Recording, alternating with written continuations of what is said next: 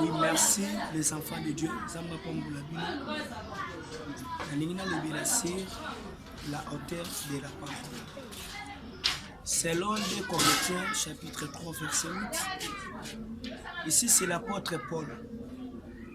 Paul Azoloba, combien les ministères de l'Esprit ne sera-t-il pas plus glorieux si le ministère de la condamnation a été glorieux? Le ministère de la justice est de beaucoup supérieur en gloire. C'est-à-dire, il y a des ministères ici. Ministère de l'esprit, c'est ce qu'on appelle ministère de la justice. Ministère de la mort, c'est ce qu'on appelle ministère de la condamnation, parce que c'est la loi qui condamne. La loi émana des mots. Maintenant, ministère de l'esprit ou de la justification, là, je vous donne Jésus. C'est-à-dire, au sommet de ces 2 ministères, nous avons que 2 personnes.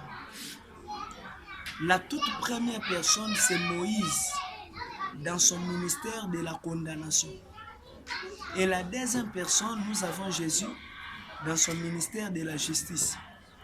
Mais 5 ministères au binu boté à Kabate Uchubi.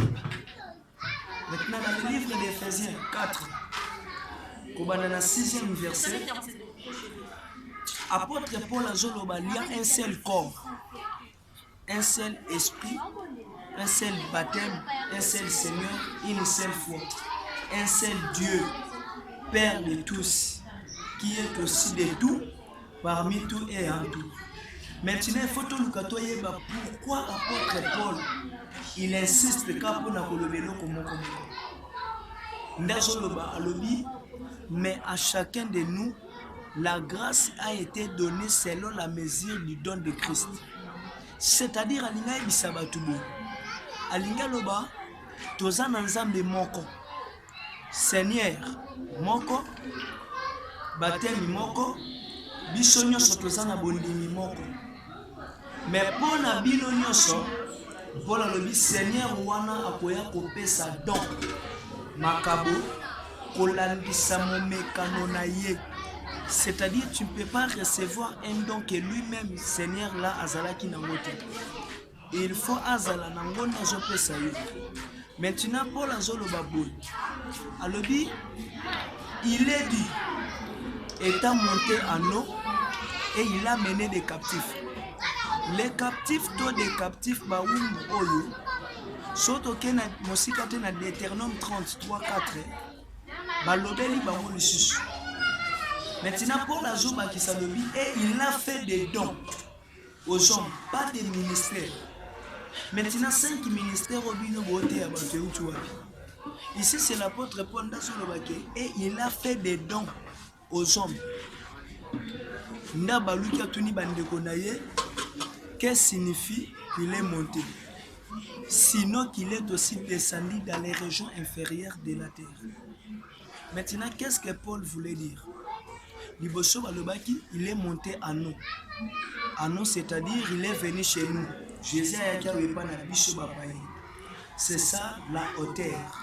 C'est ça même la Bible. Pourquoi? Parce que la Bible elle-même s'interprète. Les cieux, des cieux, c'est-à-dire les nations, toutes les nations. Ce n'est pas les filimama, parce que na filimama si ezalaka na plurialité. Na filimama tobengaka ciel, c'est tout. Mais selon Dieu, il y a les cieux et les ciels. C'est-à-dire chez les nations, il y a une seule nation que Dieu a élevée. Cette nation-là, c'est ce qui est spirituellement dans l'Iloba Yanzambi. Il appelle cette nation-là le ciel. C'est que Mboka Oya Tomboli, comme David stipule na Pishon, l'élévation ne vient pas de l'Orient ni de l'Occident. Mais l'élévation David Alobi vient de Dieu.